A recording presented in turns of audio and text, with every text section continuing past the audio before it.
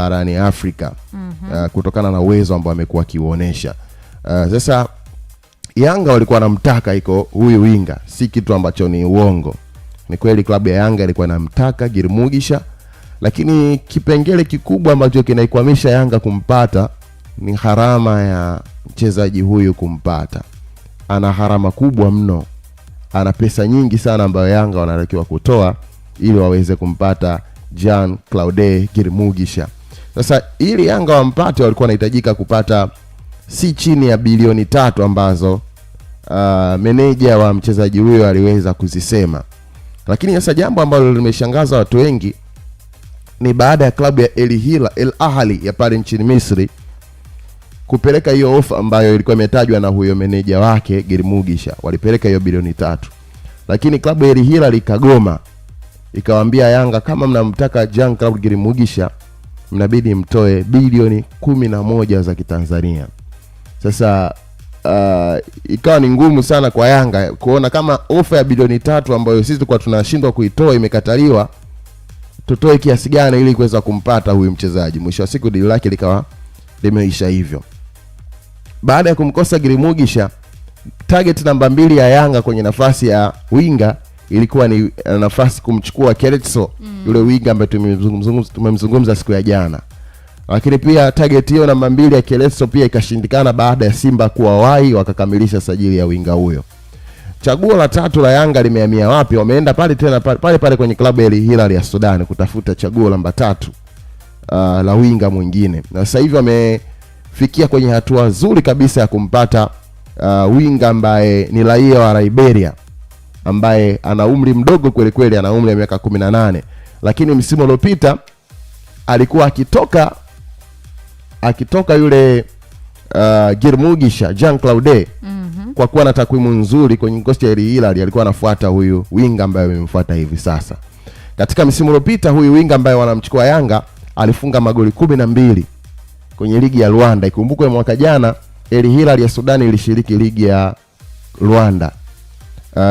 Lakini pia tuzo ambazo zilitolewa juzi pale Rwanda, Girmugisha yule ndo alishinda mchezaji bora wa ligi ya Rwanda. Huyu winga walomfuata hivi sasa alishinda ndo mchezaji bora chipukizi wa ligi ya Rwanda.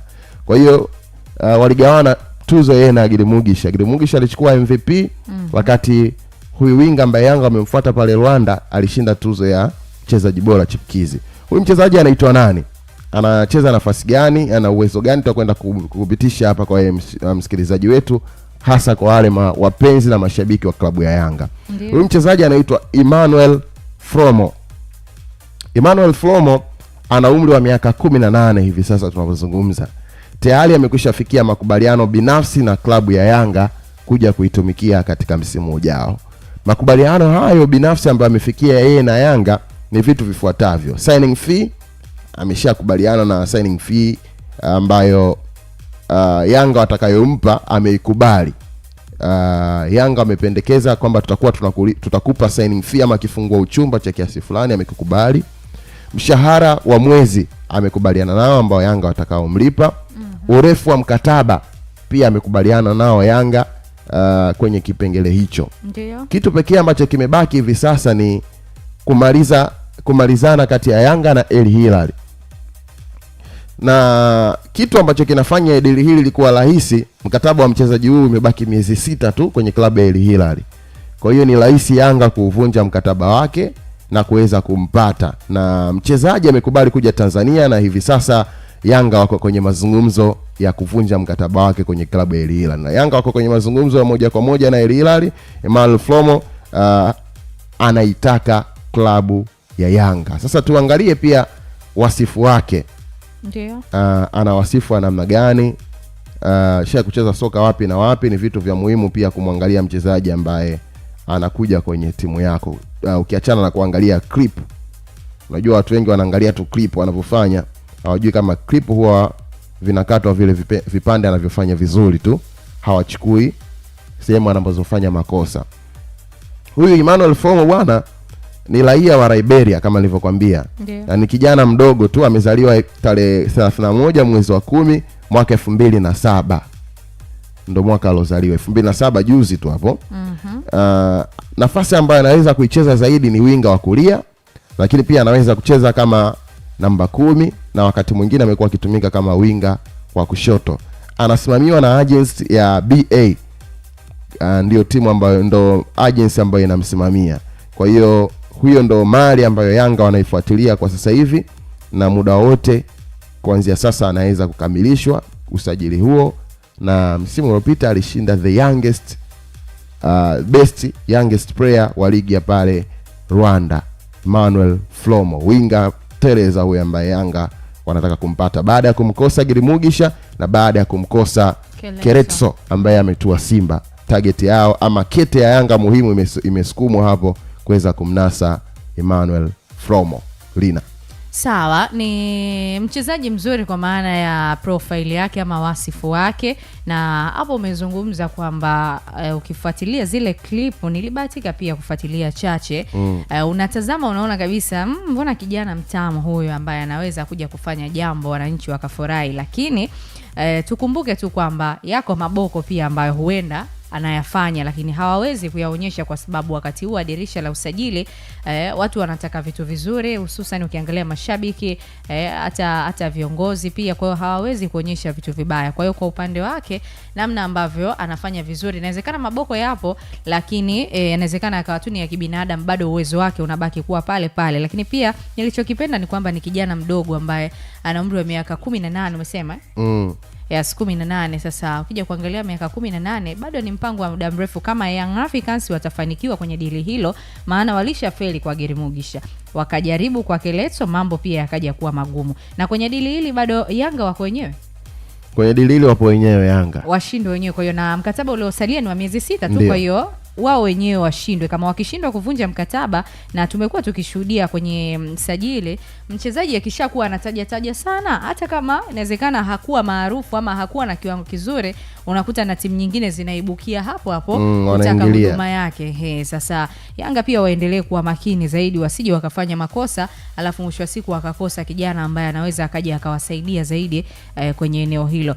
Sawa, umezungumza hivyo, lakini namna ambavyo kama dili litafanikiwa kwenye kikosi cha Yanga, nafasi ambayo anacheza, atakuja kuongeza nguvu kwa nani, lakini pia atakuja kumweka nje nani, kwa namna ambavyo unakitazama kikosi cha Yanga kilivyo hivi sasa?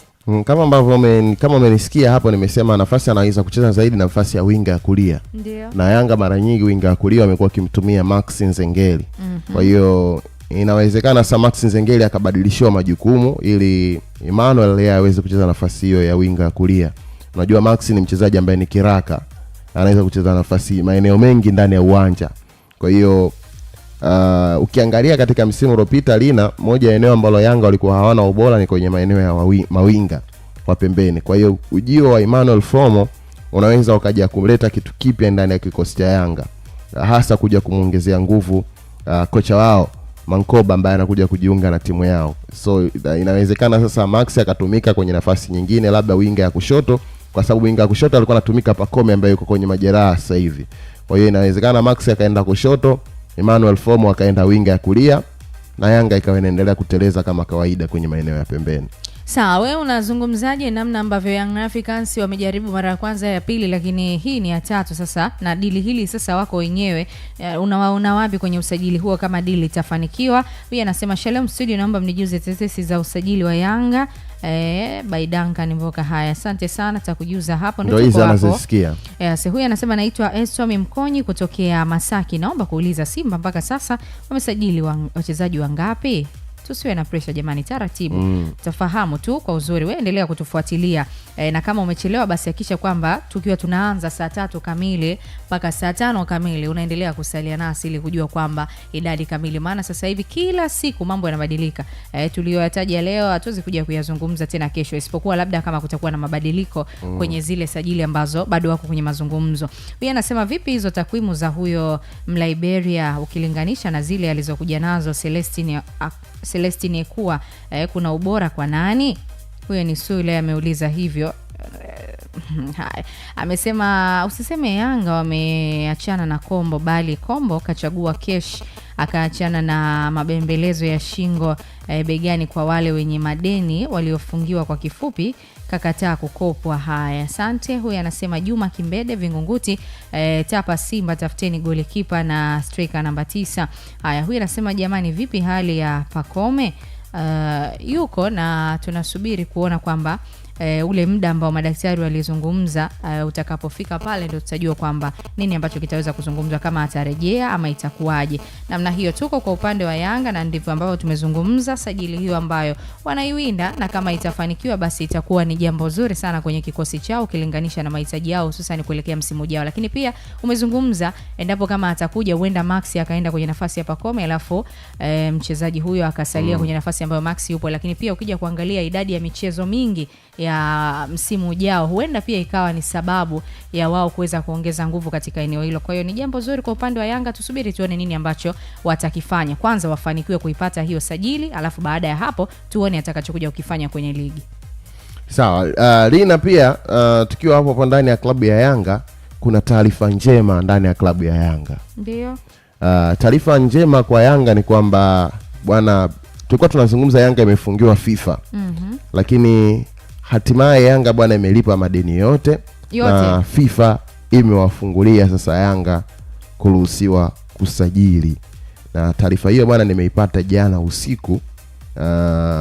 Ni kwamba klabu ya Yanga imekwisha malizana na kesi zote ambazo zilikuwa zinawakabili pale FIFA. Ikumbukwe Yanga alikuwa amefungiwa kwa kipindi kisichojulikana kwa sababu ya madeni ya mara kwa mara.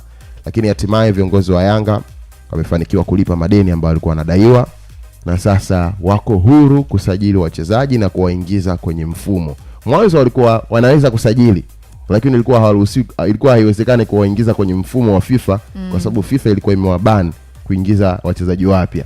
Lakini baada ya kuwalipa wachezaji ambao walikuwa wanawadai, FIFA imewafungulia tena kwenye mfumo. Sasa Yanga wana uwezo wa kuwaingiza wachezaji wao wapya katika mfumo wa usajili wa FIFA Connect ili waruhusiwe na kuidhinishwa kuanza kutumika ndani ya Yanga katika msimu ujao. Lina.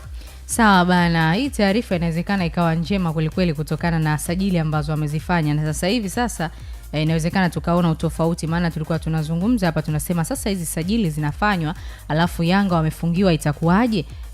Na tukatoa mfano pia kwa upande wa timu kama Fountain ilishawahi kusajili lakini wachezaji hata hawakucheza kwa sababu hawakuwa wameingia kwenye mfumo. Kwa hiyo ni moja kati ya changamoto ambazo zimekuwa zikijitokeza. Lakini pia hii Mika tumekuwa tukizungumza kwamba inasababishwaga na sajili ambazo ni mbovu, sajili ambazo unakuta wakati mwingine hazileti kitu ambacho wanakitaka.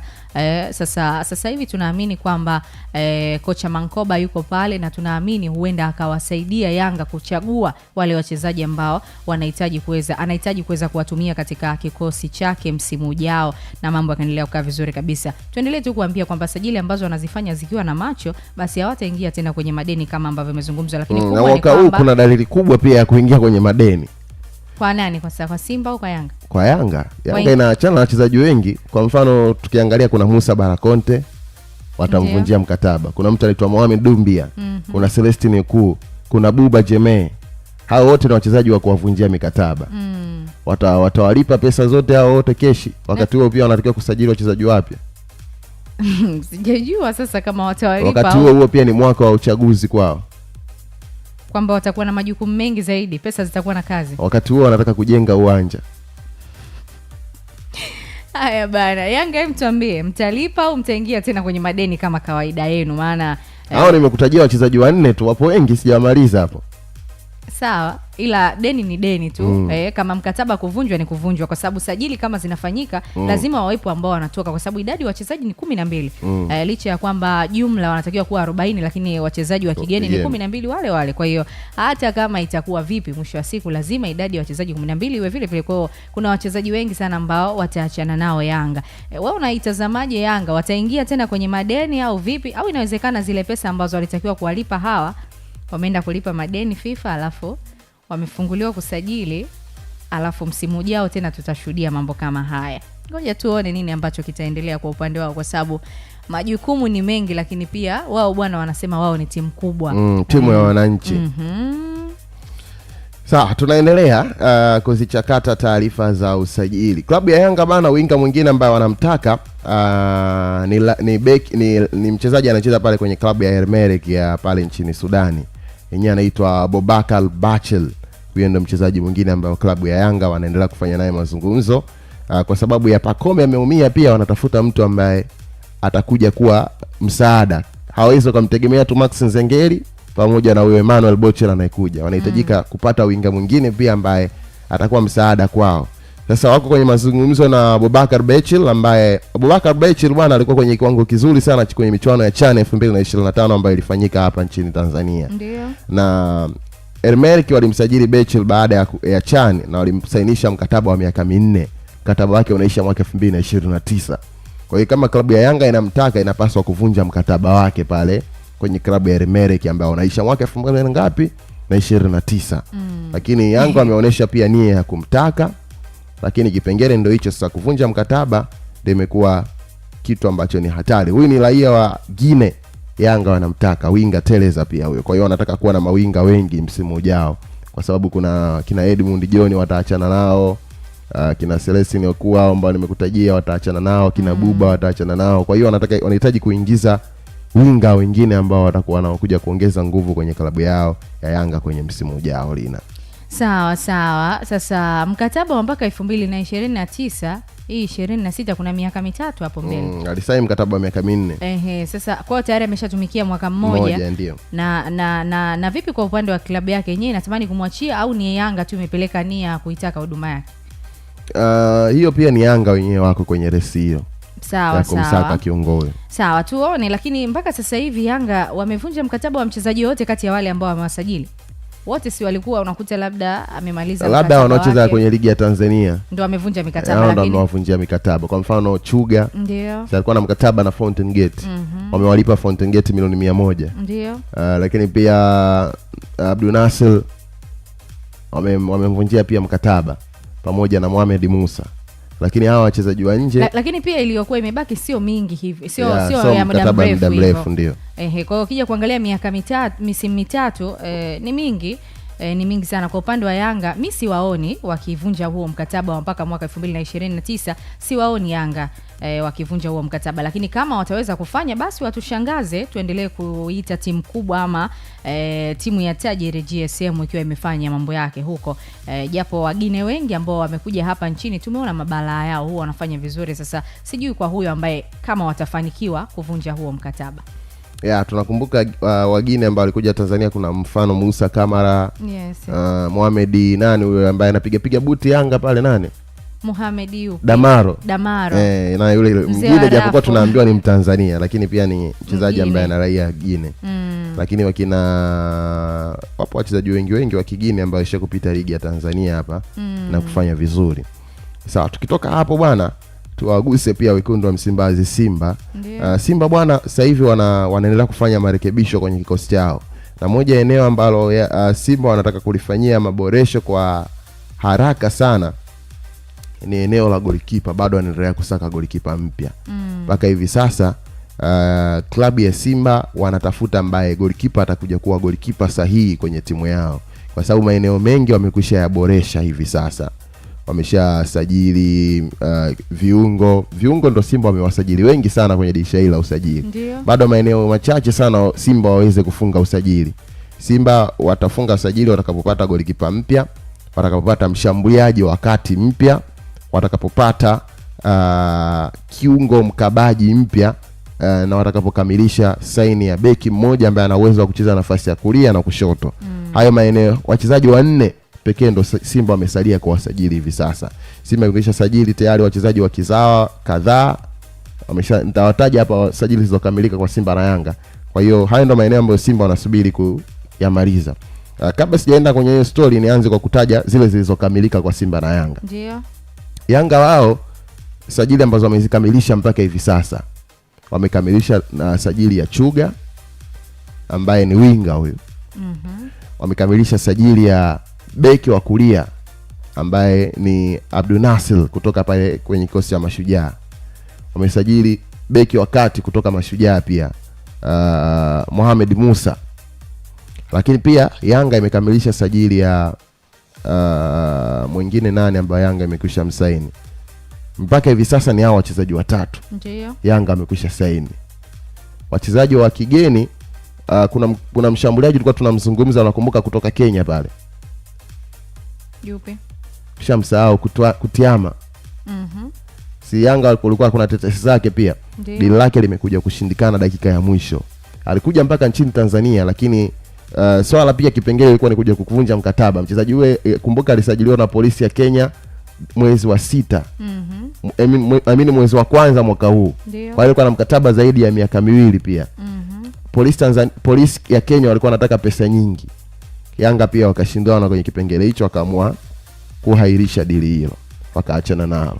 Kwa hiyo sasa hivi wanafuatilia washambuliaji wengine. Yule Kutiama tena dili lake limekufa ndani ya Yanga. Kwa hiyo waliokamilika sajili ni 3. Ni 3. Na wote ni wazawa. Ndio. Ambao wamekwisha wasainisha mpaka hivi sasa. Tukija kwa Simba yenyewe imekamilisha sajili kadhaa mpaka hivi sasa. Amekwisha saini Nathanael Chilambo, Kevin Nation, Bakari Msimu kisha saini pale ndani ya Simba mpaka hivi sasa. Bakari Msimu yeye anachukua nafasi ya Chasambi ambaye amekwisha ondoka. Chilambo inaelezwa anaweza kuchukua nafasi ya Duchu. Yusuf Kagoma yeye anakuja kuchukua nafasi ya Mzamiru Yasini ambaye ameondoka. Yusuf Kagoma. Kevin Nation anakuja kuchukua nafasi ya Mzamiru Yasini ambaye amekwisha ondoka ndani ya kikosi cha Simba pia. Amejiunga na TRA. Lakini pia Bakari Msimu tayari amekwisha saini. Hao wachezaji watatu washa saini Simba. Bakari Msimu, Kevin Nation, pamoja na nani mwingine nilimtaja? Nathanael Chilambo ambaye ni beki.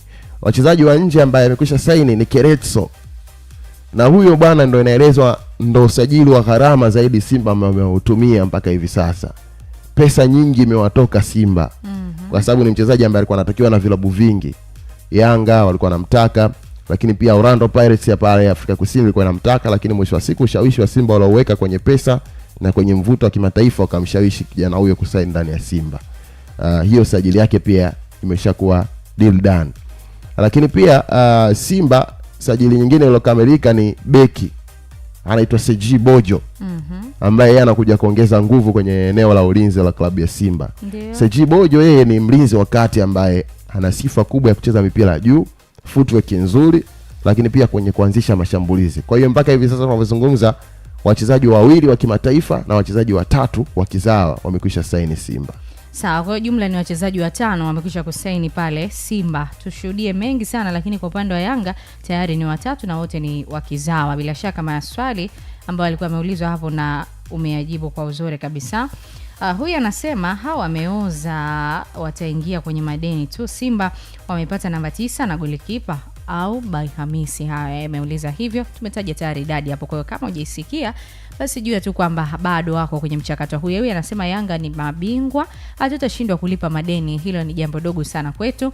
Haya amesema hivyo. Huyu anasema Shalom Studio, kwa taarifa hii ya Yanga kulipa madeni FIFA na kufunguliwa kusajili imenipa faraja sana. By Duncan Mboka, baba yake na Messi from Kawe. Haya, lakini kuna hati kwamba mtaingia tena kwenye madeni, kwa hiyo wakati mna furaha hii bwana sijui itadumu kwa muda gani. Anasema niaminini maneno yangu haya ninayokuambia, kipa namba 1 wa Simba msimu ujao ni Mamadou Tanja Jibrila Kasali, na anasema hakuna kipa mgeni atakayesajiliwa. Yeye ni Sule huyo, yeye ametoa maoni yake hivyo. Huyu anasema samani, naomba urudie kutaja hao 3 waliokwisha kamilisha usajili Yanga. Wa Yanga nimemtaja hapo Abdul Nasir Gamal kutoka Mashujaa. Ndio. Ni beki wa kulia huyo ambaye yeye anakuja kuchukua nafasi ya Israeli Patrick Mwenda. Huyo amekwisha sign. Israeli Mwenda yeye ameondolewa kwenye kikosi cha Yanga. Amekwisha sign. Lakini pia Yanga wamekamilisha sajili ya mchezaji Chuga ambaye anaitwa Juma Isa Bushiri, ndio jina lake kamili. Kisha saini zaidi ya shilingi milioni 190. Yanga wametumia milioni 90 za signing fee, milioni 100 kuilipa timu yake kuvunja mkataba.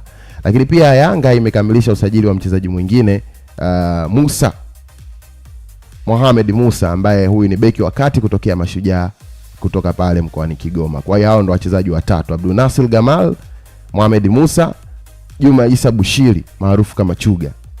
Sawa, huyu anasema nisome kama Dauda kutoka Dodoma. Mimi nauliza vipi dili la Idinado na James Akaminko kuja Yanga?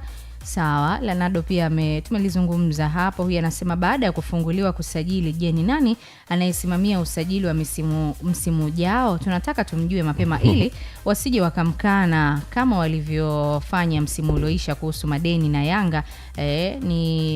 Anasema ni dugu moja kudaiwa kawaida, kuyakwepa ni ajabu. Huyo ni Sule. Anasema hivyo. Huyu anasema nisome kama Isaya Joshua, vipi kuhusu Fei na Simba? Hakuna chochote ambacho kinaendelea, bado ana mkataba na Azam. Huyu anasema naomba jamani, haya tumeshawarudia, unaweza ukaenda pale YouTube alafu karudi kwa nyuma hapo katazama. Huyu anasema jumla waliosajiliwa Simba ni 6 wazawa, ametaja hapa Chilambo, Nashone na Bakari Msimu, na wageni 3 Seji Bojo, Ibrahim Bajabel na nimesahau kumtaja, nimemsahau anaitwa Ibrahim Jabal, so yes. Bajabel Ibrahim Jabal pia amekwisha saini Simba. Haya, huyu anasema nilikuwa nataka uthibitisho. Huyo Abdunasir Gamali forward aligeuzwa beki 2. Haya, thibitisho ameshatoka hapo kwamba amesajiliwa pia namna hiyo. Lakini pale YouTube tusome jumbe yako ambao umetuandikia. Boaz anasema naomba uuliza Yanga kasajili wachezaji wangapi? Tumetaja hapo ndugu yangu. Daniel Severini anasema nipo Tanga na wapata vyema kabisa. Shukrani sana. Jafton Mkuya anasema huyo Kailetso anatokea wapi? Anatokea Afrika Kusini kwenye klabu ya Shenkune United. Yes, huyu anasema Francis Nyaki, ila kaka una kipaji utafika mbali. Wakati huo CMC anasema vipi kuhusu Aziziki? Bado ameachiwa yeye msalaba wake na El Ittihad timu yake. Je, nini ambacho atakiamua mpaka hivi sasa? Lakini ukimya umetanda. Juma Semindo anasema kila laheri Yanga kwenye usajili bora.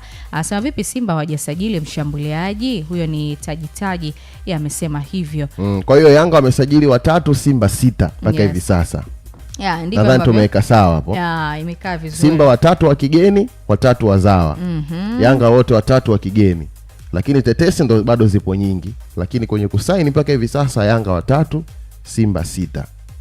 Haya, anasema nisome kama Royal Dizo, vipi kuhusu Stanley Nwabali? Anasema nisome kama Stanley Nwabali amejiunga na Chipa United hata kuja Simba. Anasema nisome kama Mtipa Mnyambaru kutoka Singida, naomba kujua Simba imetoa wachezaji gani? Haya, sawa. Twende kwenye taarifa ya Simba Day kuzungumza. Lakini kubwa zaidi bwana, kuelekea kwenye taarifa hizo za Simba Day, wamezungumza viongozi mbalimbali na kwa upande wa meneja habari na mawasiliano wa klabu ya Simba Ahmed Ali ameeleza makubaliano yao na vitu vingine vingi, lakini lengo kubwa ni kuhusiana na Simba Day. Tusikie hapa viongozi wote wa Simba namna ambavyo wameeleza. Tuanze na mwenyekiti, yeye nini ambacho amekizungumza pia kuhusiana na maandalizi yao kuelekea Simba Day. Kwa ambao utakuwa wa kwanza kupata shughuli za Simba Wiki na Simba Day katika miaka ijayo, Arusha nafikiri una nafasi kubwa sana, hasa baada ya kupata ule uwanja.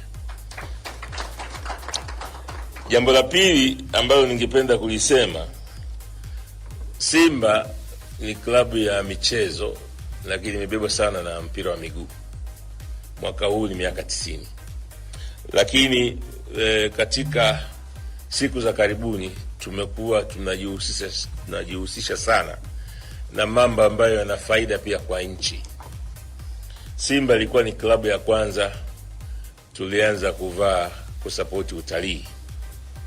Tulisapoti utalii kwa maana ya kwa visit Zanzibar na visit Tanzania.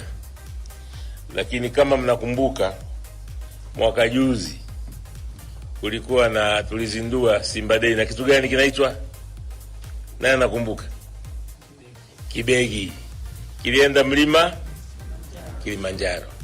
Tulitangaza utalii wa mlima Kilimanjaro kwa kupitia Kibegi. Sasa mwaka huu kusherehekea miaka 90 ya Simba, tumeamua kuzindua na kusherehekea wiki ya Simba kupitia hifadhi ya Ngorongoro. Kwa hiyo ndugu kamishna mkuu wa hifadhi, naomba nikuahidi kwamba kwa kushirikiana kipindi hiki na Simba kama ulivyosema hapo awali, itakuwa ni faida kubwa kwa taasisi zimbili. Taasisi ya Ngorongoro kwa kutangaza product zake nyingi ambazo zipo, na Simba pia tutafaidika sana kwa kushirikiana na Ngorongoro. Na ni kwa sababu katika Ngorongoro watu wa Simba wanajihisi wako nyumbani, wanarudi nyumbani, ni kwa sababu katika wanyama ambao wanasema ni mfalme wa mwitu wako wengi sana pale Ngorongoro. Kwa hiyo ni kuhakikishie kama alivyosema CEO, mmechagua platform sahihi. Nilikuwa naangalia hapa posti moja iliyowekwa masaa 17 iliyopita. Kuna watu karibu zaidi 40,000 wametembelea kwamba kuna jambo kati ya Simba na Ngorongoro. Simba ina wafuasi kwenye mitandao zaidi ya milioni 20. Kwa hiyo collaboration hii tutakayoifanya na countdown mpaka tunaenda kuzindua hiyo Simba wiki, na kuhakikishia tutapata wateja wengi sana wa nje na wa ndani. Na kwa kipindi hiki ni vizuri sana tukatumia kuweza kutangaza product nyingi wakati tunaelekea kwenye AFCON, na Arusha itakuwa ni mji ambao pia utakuwa na mechi za AFCON. Lakini kwa kipekee vile vile tunafahamu kwamba Simba tumekuwa ni mabalozi wa utalii. Hii si mara ya kwanza, tulifanya hivyo katika kuipromote Tanzania kimataifa kupitia Visit Tanzania, lakini Visit Tanzania ilikuwa ni kama moja ya project ambayo ilikuwa ni broad. Sasa hivi tumeanza kuangalia ni kwa jinsi gani tutaenda katika hifadhi mahususi, na hifadhi ya kwanza ambayo tumeionelea na tumeipendelea kufanya nayo kazi kutokana na upekee wake ni hifadhi ya Ngorongoro. Kwa hiyo ni wataki wana Simba wote dunia nzima na mashabiki wetu waweze kuungana nasi katika maadhimisho ya miaka 90 tangu kuanzishwa kwa Simba, kwa kufuatilia wiki ya Simba, uzinduzi wake, uzinduzi wa matawi pamoja na shughuli nyingine zote ambazo tutazifanya, ikiwemo kutoa kwa jamii, yaani CSR, ambazo zote tutazifanya Ngorongoro. Lakini kwa kipekee kabisa tunapoelekea katika kuzindua jezi zetu mpya, najua kila mmoja amekuwa na shauku ya kufahamu. Kumekuwa na jezi nyingi zinatambaa huko mitaani, lakini jezi ya msimu huu iko vipi? Inaonekana vipi? Ina ladha gani? Itaonekana katika wiki ambayo tutaifanya katika mfululizo wa The Pride Returns Home, yani katika mamlaka ya uhifadhi ya Ngorongoro. Kwa hiyo ninatoa wito wa kipekee kwa mashabiki wetu kuungana na sisi na kufuatilia ushirikiano huu ambao tunauzindua leo hapa Arusha. Na kwa kipekee kabisa kutoka kwa management ya Simba Sports Club, ninapenda kutoa shukrani zangu za dhati kwa management na wafanyakazi wa mamlaka ya uhifadhi kwa kuwa tayari na kupokea wazo letu na kulifanyia kazi kwa pamoja, na wazo hili hatimaye leo linaenda kufanyiwa kazi. Lakini vile vile tunapoelekea katika mashindano ya AFCON mwakani ambapo tutakuwa wenyeji kama Tanzania, na bahati nzuri hapa Arusha ndo tuna uwanja ambao utakuwa ni moja ya viwanja bora vitakavyoweza kuhost mashindano hayo. Sisi tunaamini kwamba itakuwa ni fursa pekee ya kutumia wiki ya Simba au maadhimisho ya Simba Day ama miaka 90 ya Simba kwa kutumia Ngorongoro kama sehemu ya kuweza kuwavutia watalii na mashabiki kutoka sehemu mbalimbali za dunia wanaokuja Tanzania kwa ajili ya mashindano ya AFCON na waweze kutembelea mamlaka na uhifadhi wa. Kwenye ushirikiano wetu huu na Ngorongoro tutakuwa na mfululizo wa matukio, na moja tukio kubwa ambalo tutakwenda kulifanya ni tukio la kufanya